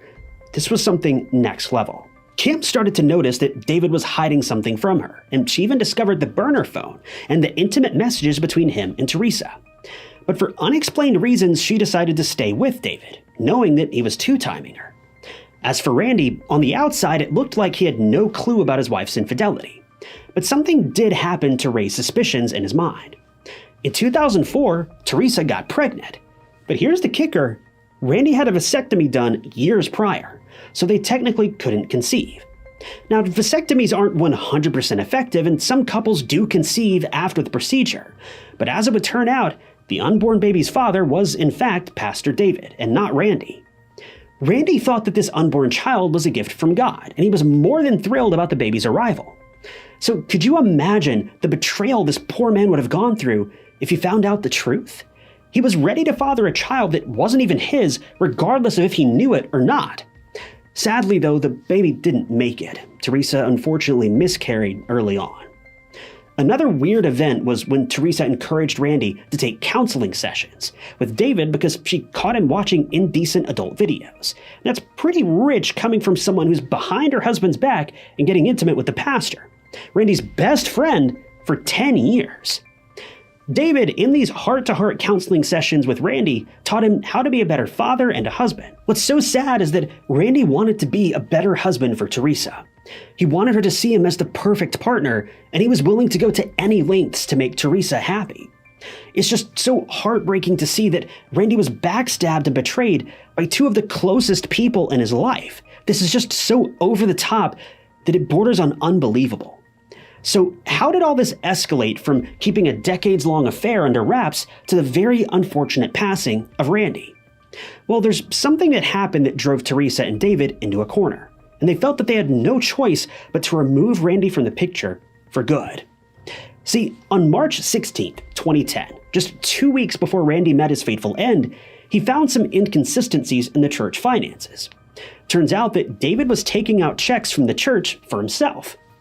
David had a habit of stealing money from the church, and previously he had not accounted for $30,000 that had suspiciously gone missing at the Independence Ministry. He most likely pocketed the money that was supposed to be a fund for missionary salaries. I swear this man is just the gift that just keeps on giving. Anyway, Randy confronted David a day after the discovery and wrote an email saying that he was resigning from the Sunday school teaching program and the Minister of Records position, stating that he and his family wouldn't get involved in this scandal and would soon after leave the church. Now, this was a double blow for David. Firstly, he knew well that Randy had dirt on him, and that this could ruin his reputation in Independence because no one wanted a money-stealing, backstabbing, marriage-wrecking pastor to preach about God and being good. Secondly, Randy leaving the church meant that David could no longer get to see Teresa, which would obviously end their relationship. There was a motive for David as far as the eye can see, but there were other obstacles besides Randy. In order for David to start his new life with Teresa, he also had to deal with his wife, Kim. Shockingly, David had plotted to drive Kim and her car off a cliff, making it look like a freak accident. The original plan was to deal with Kim first, but since Randy was being difficult and adamant about leaving the church, David knew that Randy had to be silenced first. But what about Teresa? Did she really want to leave her loving husband of 20 years for a 10-year behind-closed-doors affair? Well, the answer was sadly yes. Aside from being apart from her lover, Teresa had her eyes on the bigger prize, the $800,000 insurance payout that she would get if Randy passed away. David and Teresa wanted to use this money to start their new life together, which again is just so unbelievably cold. I just can't. But regardless, a plan was concocted. David decided to attack Randy in his insurance office. Teresa helped David by giving him the house garage code and even the code to Randy's gun safe, where David chose the weapon, Randy's own .40 caliber handgun. These two weren't just satisfied with doing the dirty work, they also decided to use Randy's own weapon against him. In the afternoon of March 31st, 2010, it's assumed that David went into Randy's office while Teresa was out, hence her solid alibi, and David took Randy's life with a single round. After that, he closed the blinds, locked the door on his way out, and just left. David also got rid of the weapon at some point, but the police have never recovered it. David also texted Teresa advising her not to go to the office alone, which was a clear indicator that Teresa knew that Randy had passed away. But according to what happened, she did end up going and discovering her husband, who her lover had savagely attacked. But the story still isn't over yet. Teresa had now revealed the affair to Detective Rose Warren, but there's more. She confessed to destroying the burner phone on the day of Randy's passing. Detective Rose Warren wanted to get a confession from David so that he could get substantial evidence to arrest him, and he advised Teresa to call him from the interrogation room, which she willingly did. Still, David didn't say anything, even after getting coerced by Teresa. That same day, David was brought in for questioning, and he stated that he was not in town at the time of Randy's attack. Since the evidence was circumstantial, Detective Rosewarne couldn't arrest David, and unfortunately he was free to go. But what he did next was truly appalling. David went home and confessed to his wife and kids about the affair, and wrote a cryptic letter of resignation to the New Hope Baptist Church that stated that he'd sinned and that he was sorry for letting everyone down. But that's not the alarming part. It was the fact that after a couple of days, he left Kansas with his passport and birth certificate and moved to North Carolina to work as a truck driver, of all things. But the police were onto him as they hit another jackpot that invalidated David's alibi. See, David's cell phone records showed that he was in the area where Randy's office was at the time of the crime. He shouldn't have been there unless he had villainous intentions, which he obviously did. With all of the evidence and Teresa's statement, David Love was finally arrested on November 9th of 2010, about 8 months after the crime had taken place. He was brought back from North Carolina to Missouri to face first-degree charges for the fatal attack on Randy. A deposition was held for David's trial, and the star witness was Teresa. But in a manner of speaking, Teresa was about to put her foot in her own mouth and only made a bad situation even worse. At trial, Teresa revealed that on March 16, 2010, the same day when Randy found out about the stolen church funds, Teresa had texted David saying that she wanted Randy gone. It was speculated that Teresa didn't want to leave the church, and ultimately David, when Randy said that he wanted to resign and distance himself from the whole issue. Add to that the fact that she gave David the codes to their garage and Randy's safe, it's easy to see that Teresa had a part in her husband's tragic passing, which only adds fuel to the fire. In the end, Teresa was charged as well. As for David, his lawyers asked for a plea deal on the condition of reducing the charges to second degree, to which the prosecution surprisingly agreed. David pleaded guilty, and he was given life in prison with the possibility of parole after 25 years. He's currently serving his sentence in the Southeast Correctional Center in Charleston, Missouri, and will be eligible for parole in 2036. Even after being sentenced, David refused to come out with a confession on what happened on the day of Randy's passing, so we really don't know the full extent of Teresa's involvement in Randy's attack. As a result, Teresa was also offered a plea deal for a maximum sentence of 10 years. At the sentencing, Randy and Teresa's neighbors, notably Shelley Bell and other church members, were in favor of the maximum sentence. Meanwhile, Teresa and children Michael and Miranda begged the judge for leniency. At 20 and 18 years of age, Michael and Miranda had already lost their father, thanks to their mother's raging desires, and now they had to go through the pain of losing their entire family. They were fully aware of their mother's actions, but you can, to some extent, understand their plea for leniency.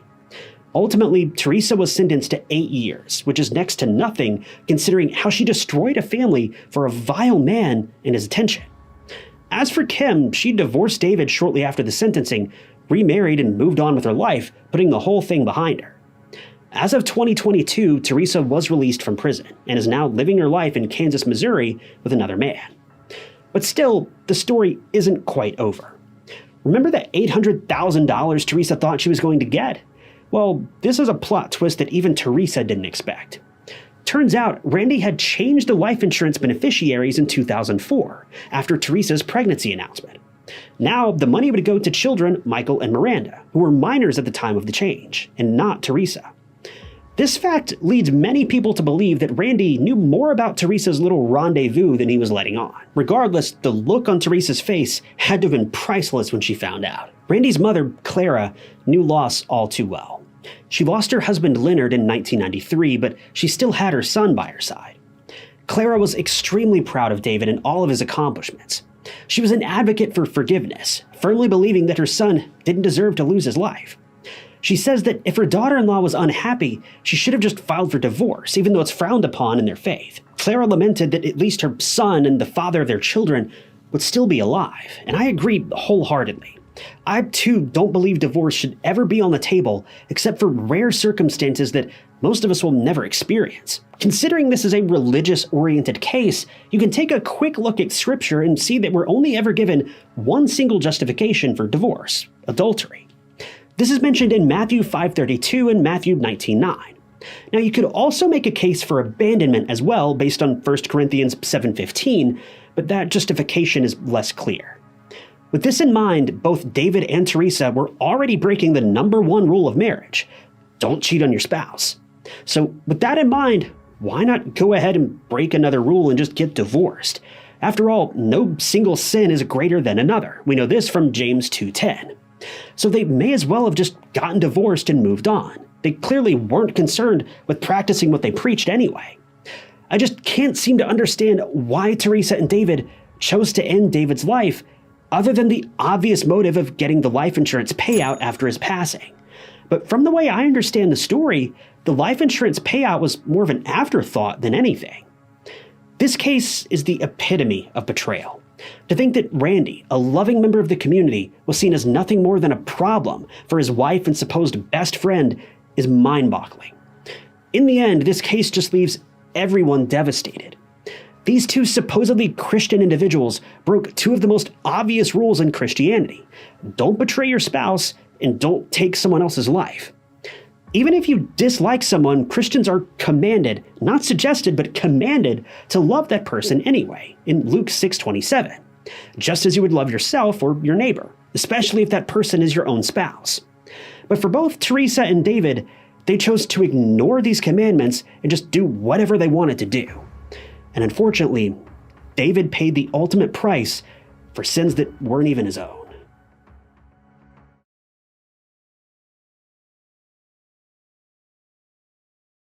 We're taught to help other people in need, but sometimes we don't even practice what we preach. When workers of an Apple store, which shares a wall with a Lululemon Athletica store, heard a woman's frantic pleas, they just shook their heads and went back to work. Little did they know a woman was begging for help as she was mercilessly attacked by a criminal. The following day, everyone got to know about the horrific and gruesome passing of Jayna Murray. But there's more to this case than meets the eye. What was the motive? Why was Jayna targeted? And what had Jayna done to be on the receiving end of such a grim attack? The case of Jayna Murray is alarming, twisted, and mind-blowing to no end.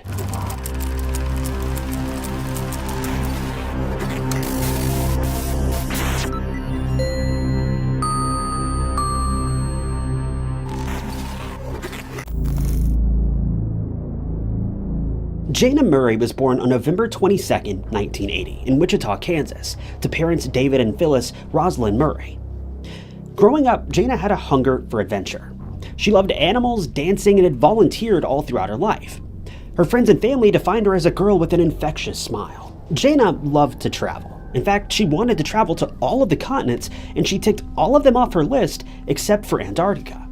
She was a young woman who loved excitement, and she also filmed herself bungee jumping on the 30th birthday. She was also a hard worker and excelled in school, which led her to a scholarship in Madrid, Spain. There, she attended St. Louis University for 2 years before graduating with a Bachelor of Science from George Washington University in D.C. Jayna, not wanting to stop there, earned a double master's degree in communication and business administration from Johns Hopkins University in Washington, D.C. a little bit later on.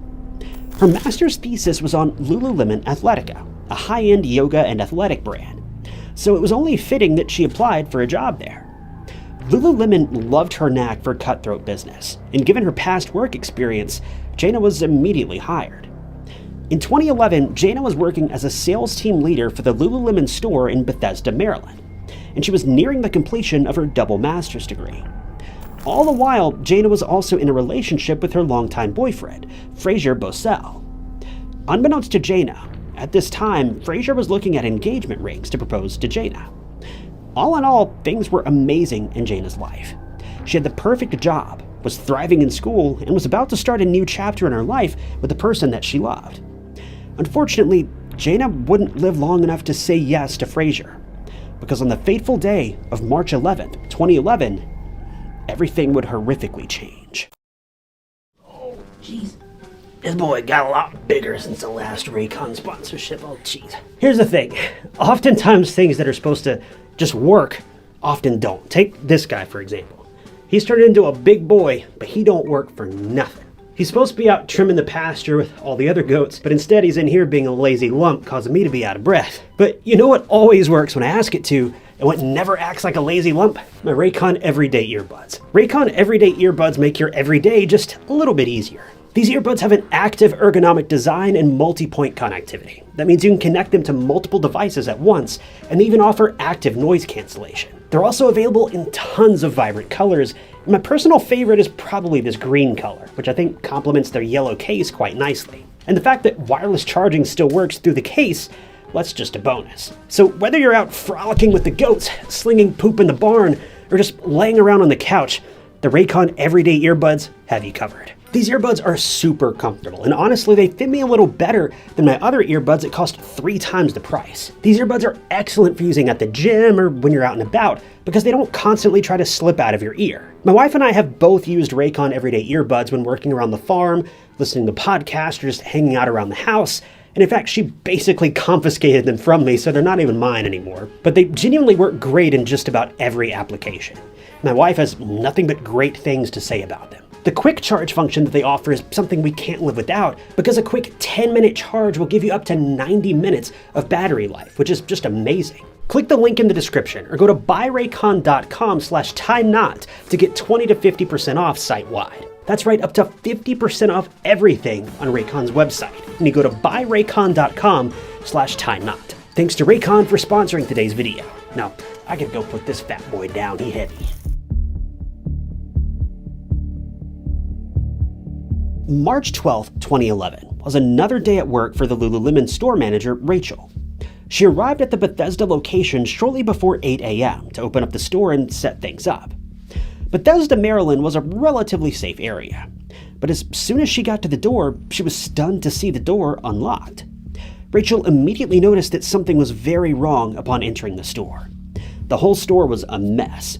There were mannequins thrown on the ground, clothes were tossed everywhere, and horrifically, the floor, walls, and ceiling were spattered with blood. While trying to process what had happened in the store, Rachel heard something. Someone was moaning as if in pain. Rachel freaked out and exited the store in a state of shock, disbelief, and fear. Right next to the Lululemon store was an Apple store, and there was a huge line of people gathered for the release of the brand new iPad 2. One of the people waiting in line, named Ryan, noticed how worried Rachel looked, and he agreed to go in with her into the store to see what was wrong. As the pair made their way to the store, Ryan headed for the back, where the office, changing rooms, bathrooms, etc. were.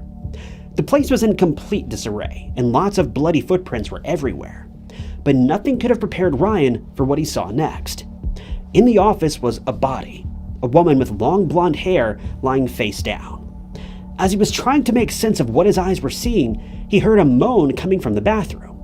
There was another woman who was tied up, her hands and feet bound by zip ties, and she was also injured, but luckily she was still breathing. Ryan immediately jumped into action and advised Rachel, who was still near the store entrance, to call 911. When emergency services arrived shortly after the call, they were greeted by the horrific scene in the store, and the most important task was to identify the 2 women. Unfortunately, the deceased woman was identified as 30-year-old Jayna Murray. The woman who was still alive but was injured was 28-year-old Brittany Norwood, another sales assistant who joined 6 weeks prior to the tragic incident and had transferred from a sister store in Georgetown. Brittany had her hands and feet tied, and injuries were on her legs, chest, arms, face, and abdomen. Both women had holes cut into their pants, leading officers to assume that they'd been taken advantage of by the assailants. Immediately, Brittany was taken to the suburban hospital in Bethesda, as she was still miraculously alive but traumatized to no end. While Brittany was being taken care of at the hospital, the store was taped off, and the emergency officers took a closer look at Jayna. To say it was a brutal crime scene is an understatement.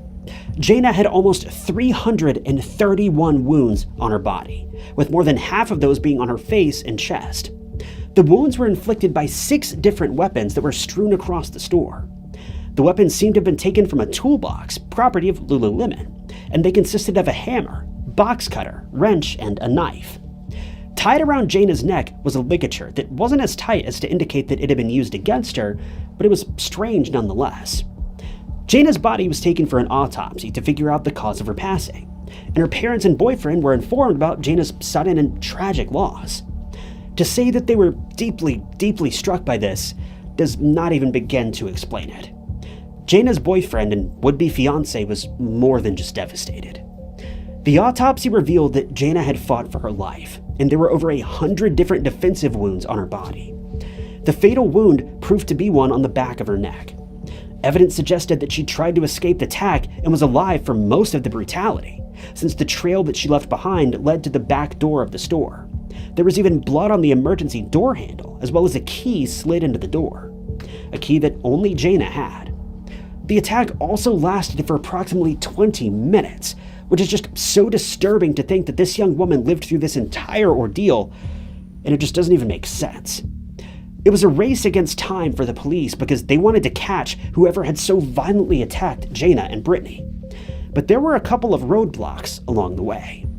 See, Lululemon didn't have any security cameras outside the premises, so it was impossible to see who could have gotten into the store. And this kind of seems a bit negligent on the brand's part because let's say someone stole something from the store. Wouldn't you want to try to catch their license plate as they drove away? The only camera in close proximity was in front of the Apple store, so the police reviewed that footage from the night before. They did see two men dressed in dark clothing walking on the sidewalk, presumably towards Lululemon at the time when Brittany and Jayna were supposedly attacked. But since the camera was far away from the actual store, police weren't sure if those men actually had something to do with Jayna's passing and Brittany's injuries.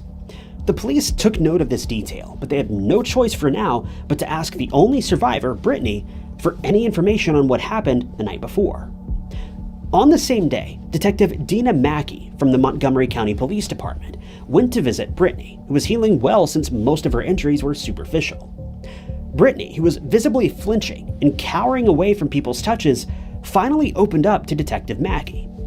Brittany said that on the evening of March 11, 2011, around 9 p.m., she and Jayna were in the closing shift. Jayna usually went to and from work in her car, whereas Brittany used the train.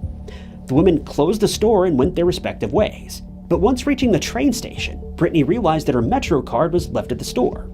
She immediately called another store employee in hopes of getting Jayna's number because she had the keys to the store. And once getting it, Brittany called Jayna and explained her situation. Jayna, being the helpful person she was, turned around even though she was just about to reach home and went back to the store to help Brittany get her Metro card back. Once the two women reached Lululemon, Jayna had parked her car right outside the store because she assumed that she was going to quickly go in and out of the store. As Jayna unlocked the door at 10:05 p.m., with Brittany behind her, they were pushed in by two men wearing all black clothing, ski masks, and gloves. Detective Mackey thought that the attackers were the same men that were seen walking in the CCTV footage around the time of the attack. Brittany assumed that they were robbers and were going to leave them alone once clearing out the cash registers. But things took a tragic turn. Brittany went on to describe the assailants. The two men, one taller and one shorter, were probably in their mid-20s, and she believed that they were Caucasian. The shorter guy attacked Brittany, whereas the taller one grabbed Jayna. They subdued the two women and proceeded to tell Brittany that they knew where she lived. See, Brittany had utility bills in her purse, which had her address on them. So it's safe to say where the robbers got the information from, as she also had her ID, which would have also shown her address. Brittany was visibly scared upon hearing this. She then went on to say that their pants were ripped and they were violated, in between getting attacked and being called racial slurs. She also heard Jayna scream and cry, but was unable to do anything. In the end, Jayna got quiet, and Brittany knew that Jayna had passed away. Brittany was horrified upon hearing Jayna's silence. She knew that the same fate would most likely befall her next, but as she was preparing for the worst, the attackers offered to spare her life. Why? Well, because she was, quote, fun to take advantage of. After the awful crime was over, the attackers tied up Brittany, took the cash, and left her in one of the bathrooms, where she was later discovered. Throughout the session with Detective Mackey, Brittany was incredibly hysterical and traumatized. It was decided to end the interview while the crime scene was being tested for forensic evidence, in hopes of finding the DNA of the two assailants. Meanwhile, the police decided to follow Brittany's lead, and during a stakeout in front of the Lululemon store, they found the two mysterious men dressed in black and questioned them. But the police hit a dead end soon after this encounter. The two men were actually waiters from a nearby restaurant, and they used the same route every day to go back home, since they both lived in the same area. But what about their dark clothing? Well, the black clothes were their waiter's uniform, and after reviewing a lot of CCTV footage from the previous nights, around the same time, the two men were seen walking every day down the same sidewalk. They also had airtight alibis at the time that Jayna's attack took place, and they even gave their DNA willingly to help the investigation, while also providing prints for the shoes that they wore. All of this evidence was sent for cross-referencing with crime scene photos. Fast forward to March 16, 2011, and Brittany was called in for another interview for more information. During the interview, detectives asked whether they knew what type of car Jayna drove. Brittany answered in the negative and was allowed to go home after routine questions. The next day, Brittany's siblings contacted the police to tell them that Brittany had something to tell them about the car. They said that Brittany was scared to reveal more information about the car because she was terrified that the attackers would come after her again. 2 days later, on March 18th, Brittany was called in for yet another interview, and this time she confessed that she knew what Jayna's car looked like because the robbers had made her move it. See, before forcing themselves on Brittany, the attackers ordered her to move Jayna's car away from the store. They apparently threatened her that she was being watched and that she would be killed if she didn't come right back. While moving Jayna's car alone, Brittany also saw a police officer on patrol, but she didn't flag him down in fear that she would get caught, since the suspects knew where she lived. But interestingly, the police began to believe that Brittany was not telling them the whole truth. Remember the violation claim in both Jayna and Brittany having slashed pants? Well, 6 days into the investigation, the forensic reports came back, and what they revealed was unbelievable. The reports concluded that neither of the women had been taken advantage of. When the crime scene was scouted for evidence, the only DNA found all over the place belonged to Jayna and Brittany. There was no male DNA at the crime scene, or on Jayna or Brittany for that matter. As an extra step, the DNA taken by the two waiters wasn't found in the store or on the women, so they were off the suspect list. Moreover, the footprints said a lot about Brittany's story. First of all, the footprints were only found inside the store.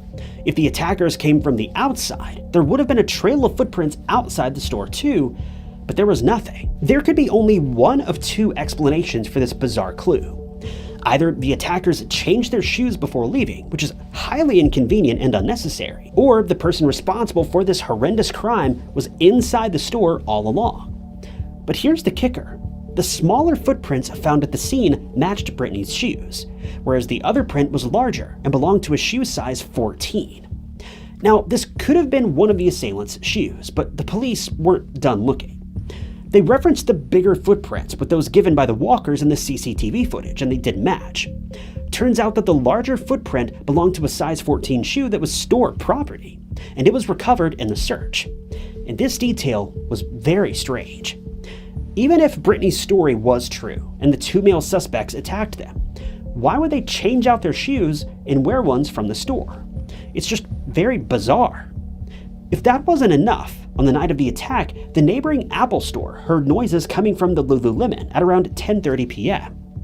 The workers and the security guard, Ricardo, distinctly heard two women having an altercation, and one was repeatedly heard saying, "Talk to me, don't do this, what's going on? Please talk to me." Following this, they heard a scuffle, banging, and strange sounds as if something was getting dragged. All that time, they didn't ever hear a man's voice. And if that wasn't eerie enough, all this ruckus was followed by a weak voice saying, "God, please help me. Please help me." What was so infuriating was that the Apple store workers thought that this was just store drama, and they did nothing about it. If they'd called the police right then, maybe Jayna could have been saved, but they didn't, and they were unaware of the fact that Jayna was fighting for her life on the other side of the wall. Anyway, in light of all these discoveries, police knew that there was something that Brittany wasn't telling them, and her story didn't match the actual events of the crime scene. Detectives couldn't help but raise questions like, why would Brittany lie about being violated by someone? What was she hiding? Was Brittany really in danger? Or was she the danger?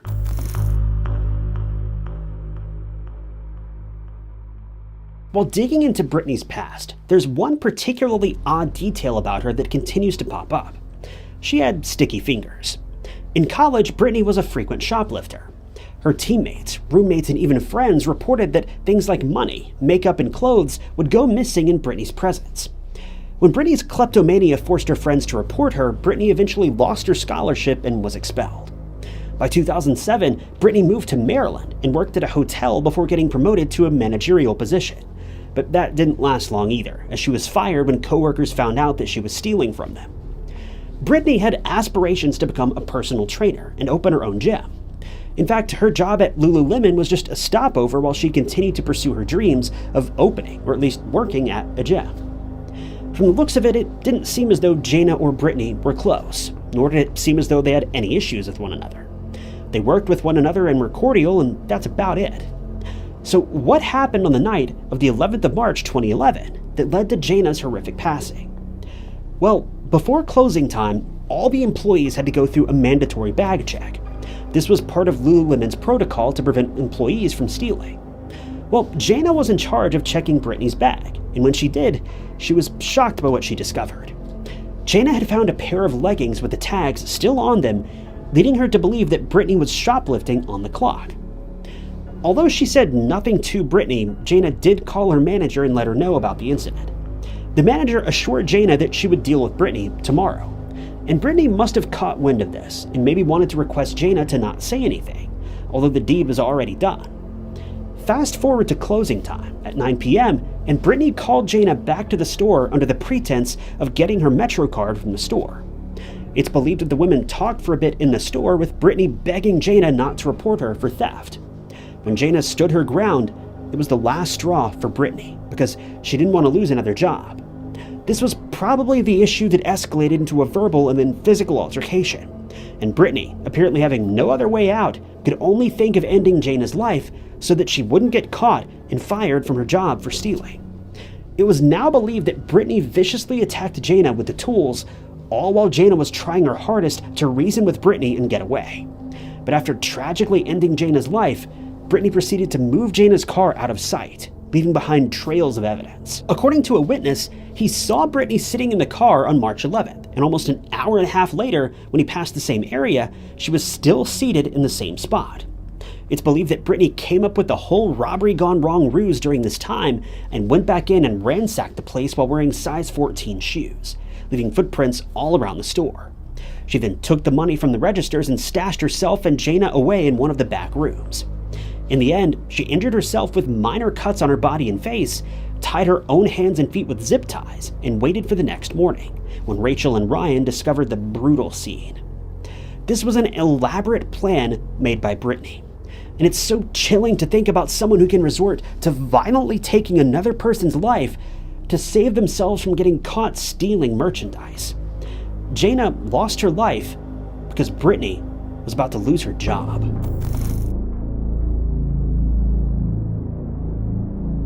On March 18, 2011, just 7 days after the gruesome attack on Jayna, Brittany was arrested.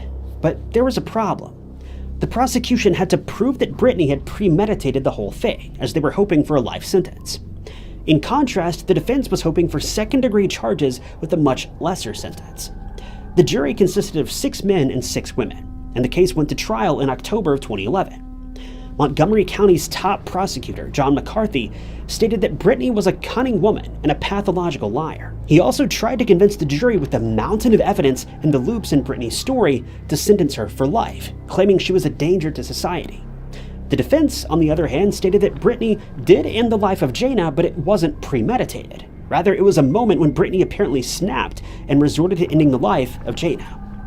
But the thing is, Brittany could have stopped at any moment after she supposedly snapped out of it, but she proceeded to attack Jayna, who was very sadly alive until the very last moment, and even tried to call for help and escape. Just the sheer brutality of this crime proves that this crime was certainly premeditated. All eyes were on the jury, who deliberated for just a single hour and returned with the verdict that Brittany was in fact guilty in the first degree. Brittany's sentencing was held in January of 2012, and she was sentenced to life in prison without the possibility of parole. At the sentencing, Judge Robert Greenberg defined Brittany's crime and violence as cold-blooded, calculated, deliberate, and malicious. He also added Brittany directly stated her actions to be terrorizing.